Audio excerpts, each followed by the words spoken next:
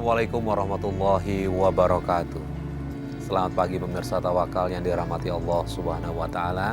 Saya Farid Hasan menjumpai Anda dan pemirsa di studio sudah hadir bersama kami Ustadz Muhammad Ziyad. Assalamualaikum Pak Ustadz. Waalaikumsalam warahmatullahi wabarakatuh. Ya, selain Ustadz Muhammad Ziyad, pemirsa juga sudah hadir bersama kami seorang narasumber bernama Ibu Meli.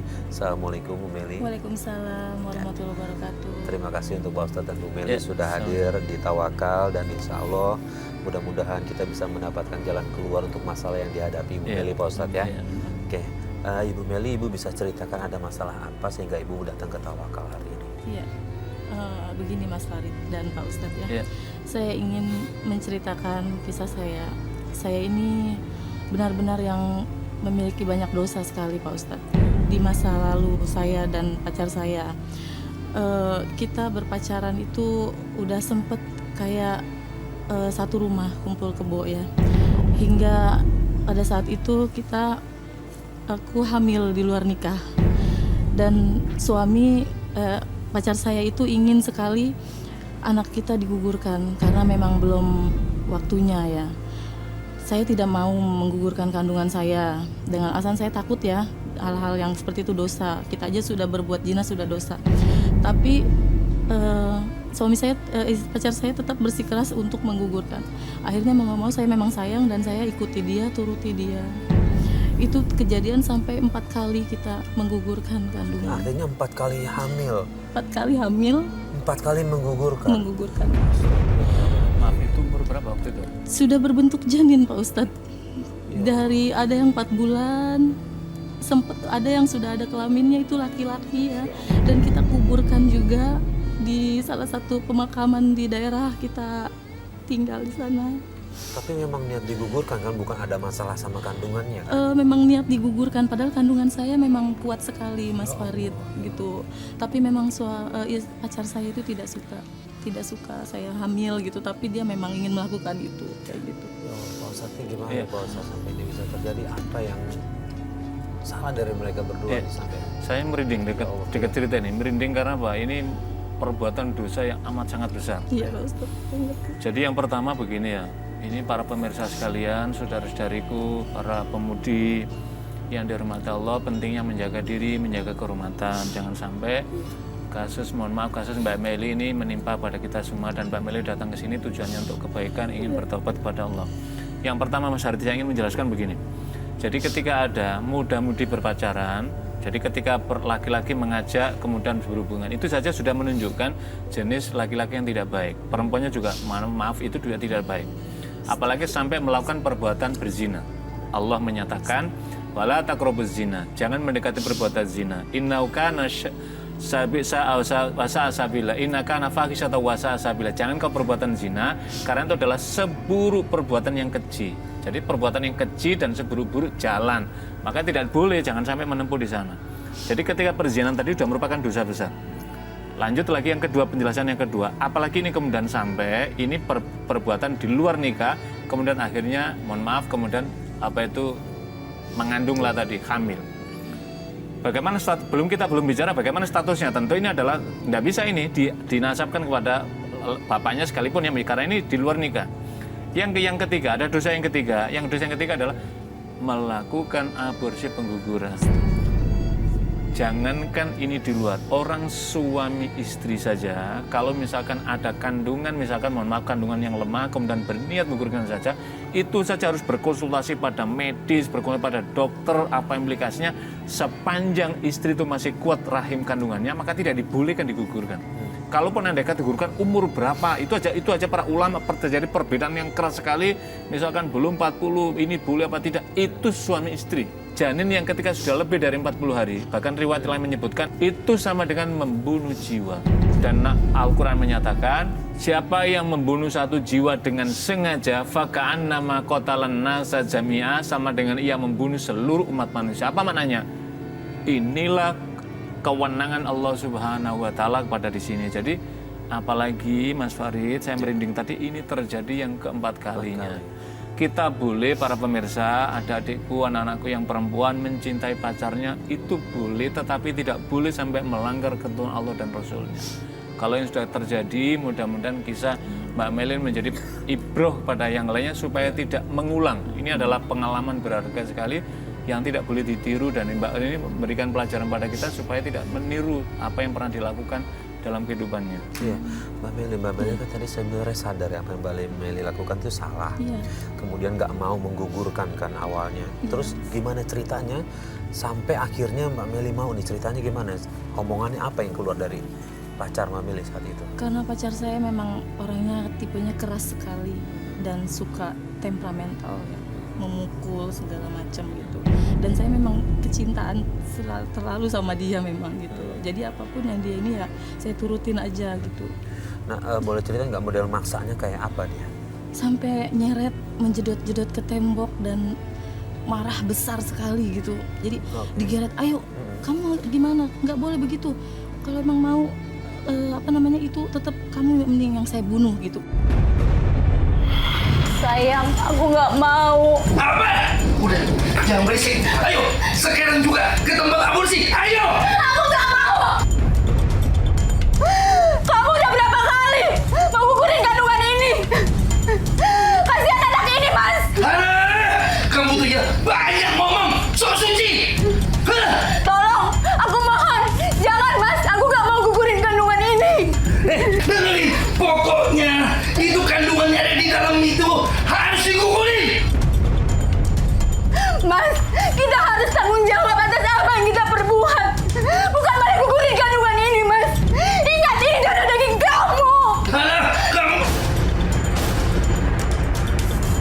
Sama kamu ya. Ayo, sekarang juga. Ayo ikut. Ayo ikut. Tolong, Mas. Ini memang benar temperamental 7 bulan. Mohon maaf, di kandungan yang kelima itu tetap usaha mau mengaborsi Iya, juga? dan sudah habis Ya satu Allah. papan obat itu loh. Jadi dalam konteks di sini tadi ini adalah sebenarnya bagian dari peringatan Allah kepada Mbak Meli.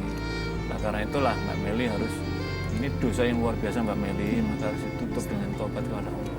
Mbak Meli, kemudian sikapnya suami gimana? Karena kan ini bisa dipastikan anak yang tidak diinginkan. Sudah 4 bahkan 1 yang tidak diinginkan. Sikap suami bagaimana? Masih sama cuek dan kerasnya itu masih dia tidak bisa hilang sifatnya dia. Masih Sifat kerasnya tetap tidak bisa hilang. Maksudnya kerasnya udah mulai kekerasan fisik atau verbal aja, ngomong aja? dari ucapan, tapi kalau memang sayanya melawan gitu kan, dia bisa langsung ke fisik. Pernah ada kejadian apa enggak yang dia langsung melakukan kekerasan fisik gitu? Iya, pernah waktu saya ingin bekerja dan dia suruh saya untuk berhenti bekerja ya kan, dengan alasan dia kan kayak merasa kepala rumah tangga aja, harusnya dia yang bekerja jadi bukan saya kayak gitu ya. Tapi saya ingin membantu keuangan keluarga karena memang kurang ya Mas Farid. Anak kami kan ada 4 ya, jadinya kurang itu. Tapi dia tetap bersikeras nggak boleh kerja. Pada suatu itu aku ya segala baju-baju dibuang-buangin, kaca dipecahin semua, kayak marah besar banget gitu. Aku berangkat kerja dulu. Apa? Dengerin ya. Aku sudah berulang kali ngomong sama kamu. Jangan kerja ya, jangan kerja. Punya kuping gak sih? Mas, tapi kan Mas tahu, aku ini tulang punggung keluargaku, Mas. Aku tuh butuh uang buat biayain ibuku, Mas. Kamu tuh ya bantah terus. Enggak, Mas, aku harus kerja. Kalau aku nggak kerja, ibuku makan apa, Mas? Beli obatnya gimana? Dengerin ya. Kamu tuh ya nurut sekali-sekali sama suami. Nurut. Jangan kerja, jangan kerja. Kamu kasih nafkah aja, Mas. Nggak cukup buat kebutuhan keluarga kita. Gimana kalau aku nggak kerja? Nantinya kita makan apa, Mas? Pokoknya aku mau kerja. Kamu tuh ya. Mau kerja nggak? Gua bilang jangan kerja. Jangan kerja. Kalau memang Kamu, saya tolak, tapi ya kalau kamu mau talaklah terserah kamu, itu tidak jatuh Mbak. Tapi kalau misalkan kamu sudah seperti ibu saya, itu artinya biar ya, tidak dibolehkan. Berarti oh ya melebihi itu bahkan dihukum para ulama itu sama dengan talak 3. Karena memposisikan dia seperti ibunya, sementara ibunya itu tidak boleh diapa-apain, hanya dihormati, maka berarti dia tidak akan menggauli dalam konteks tadi itu. Nah, tetapi kalau kita lihat apa yang praktek tadi, pada ini kan luar biasa berlebihan tadi, kerasnya tadi. Tapi tipe Mbak Lely ini tipe cinta sejati. Dalam mana kalau mencintai orang itu udah membabi buta, udah nggak ingat apapun, dia disakiti apapun, dia masih cintanya kan begitu kan? Iya. Nah, ini juga tidak kondusif dalam bangunan rumah tangga. Artinya apa? Apa suami kemudian akhirnya melampiaskan sampai tidak terkendali. Lah, memang Mas Farid, kasus kekerasan semacam ini memang ini penting ya. Ini memang harus dijaga dalam rumah tangga rahasia, tapi tidak selamanya. Bisa juga mungkin dengan kakak dia nyampaikan, Mas itu kok adik Mas itu luar biasa, saya mencintai dia, tapi berat. Itu supaya apa? Dia bisa dinasihati supaya karena itu perbuatan buruk, maka harus di. Bang, ini kalau dari pihak keluarganya suami gimana, tahu juga perlakuan kasarnya sama Mbak Meli? Pihak keluarga suami dia memang udah tahu sifat kekasarannya, makanya dia juga diam aja dan memang tidak terlalu respect juga ke sayanya keluarga suami. Kenapa boleh tahu? Sepertinya kayak kecewa ya mungkin ya. Kecewanya pengennya tuh suami memiliki pasangan hidup yang lebih hartanya berlebih kayak gitu. Mungkin saya ya dari kalangan keadaan yang kurang mampu gitu. Jadi dia tidak respect sebenarnya. Tidak respect. Dengan dikasarin pun dan dicerai pun sebenarnya pihak keluarga suami Setuju, oke-oke aja, oke setuju aja. aja. Oke, jadi pertanyaan selanjutnya gini. Saya masih penasaran adalah gini, ketika dari mulai pacaran sampai kemudian terus menikah, yang jadi heran dari saya adalah kenapa nih pacar dan suaminya tidak menginginkan anak sama sekali gitu. Boleh tahu nggak alasannya apa? Udah pernah nanya belum? Ya, sebenarnya sih dia tidak pernah menjawab, tapi saya punya batin dan ngerasain aja ya Mas Farid ya. Wallahu alam, sepertinya kayak semacam yang suka ilmu-ilmu hitam memakan janin. Jadi selalu ada kayak korban janin gitu, harus ada janin yang umur 4 atau 5 bulan ke atas kayak gitu. Selalu udah berulang-ulang. Berulang kali di usia segitu Segitu memang. saya begitu terus iya. Sampai belakangan ini saya udah menikah pun pernah 2 kali. Ada janin yang segitu saya keguguran Pak Ustadz. Keguguran atau digugurkan? Dengan cara dia minumin saya jamu, jadinya otomatis gugur kayak gitu. Jadi menduga ada dunia hitam nih. Dunia Pak hitam, Ustadz. tapi Iya. dia tidak pernah bercerita sih. Ya kita nggak tahu persis ya ini Iya. dunia hitam apa tidak. Makanya perlu diru'yah juga gitu. Iya. Apa itu Mbak Meli perlu diru'yah.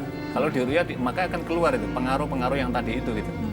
Tetapi begini Mas Farid, memang dunia hitam ini kan bahasa lainnya kan ilmu sihir ini. Ilmu sihir memang ada beberapa hal karena memang ini bersentuhan dengan makhluk gaib. Jadi misalkan dalam hal ini adalah menggunakan jasa misalkan jin kafir. Kalau jin muslim maka dia akan bersahabat dengan cara yang baik. Karena saya pernah punya seorang guru, dia punya jin muslim ya dia ikut dalam hal itu kebaikan itu. Tapi orang-orang yang menggunakan jasa dalam rangka untuk tadi itu ilmu hitam, memang ada juga seperti itu. Karena itulah makanya Nabi SAW kan membimbing. Jadi ada di luar kita ini ada ilmu sihir, ini ada ilmu Islam. Islam dalam mana mengajarkan bagaimana caranya. Makanya Nabi kan mengajarkan kalau malam hari gelap gulita itu biasanya banyak gangguan-gangguan makhluk lain, maka bacalah surat Al-Alaq, Al-Falaq. Maka ketika bagaimana supaya bisikan setan, bisikan lain-lain yang buruk ini, maka bacalah surat An-Nas. Itu adalah dalam rangka memberikan pelindungan. Kalau hadis Nabi memberikan doa Bismillahirrahmanirrahim, itu adalah dalam rangka untuk membimbing itu. Lah, kapan itu orang itu mudah terpengaruh? Ketika dia dirinya jiwanya kosong dari, kalau dalam bahasa psikohipnotik kan, karena orang sedang kosong, blank, maka orang mudah digoda. Tapi kalau dalam konteks agama, ketika orang sedang jauh dari tuntunan agama, maka biasanya bisikan setan mudah masuk di sana. Ketika orang rajin berzikir, maka insya Allah konsentrasinya ini akan menghalangi dari dunia di sini. Saya tidak tahu bagaimana praktek kehidupan keagamaan Mbak Meli dan istrinya, dengan suaminya. Sebab kalau orang praktek agamanya baik, maka insya Allah tidak akan terjadi seperti tadi. Nah sehari-hari gimana suami ibadahnya? Sholat, tetap sholat, tapi dulunya memang dia tidak sholat. Dan saya yang selalu mengajak dia sholat waktu kita kerja bareng dan pacarannya. Dia bilang udah kamu sholat duluan aja, aku gampang kayak gitu. Oh gitu. Ada pernah ngelihat kelakuan dia yang aneh nggak sih? Akhir-akhir ini sih pernah lihat kayak apa? dia habis sholat sih memang Pak Ustadz, tapi di atas sejadah itu ruangannya yang kayak gelap gitu ya, digelapin. Terus dia kayak semedi gitu, pas aku tegur dia malah marah besar. Kamu ganggu saya, katanya gitu. Mas, mana sih? Gak ada ya? Mas? Oh, ngapain itu Mas Erwin?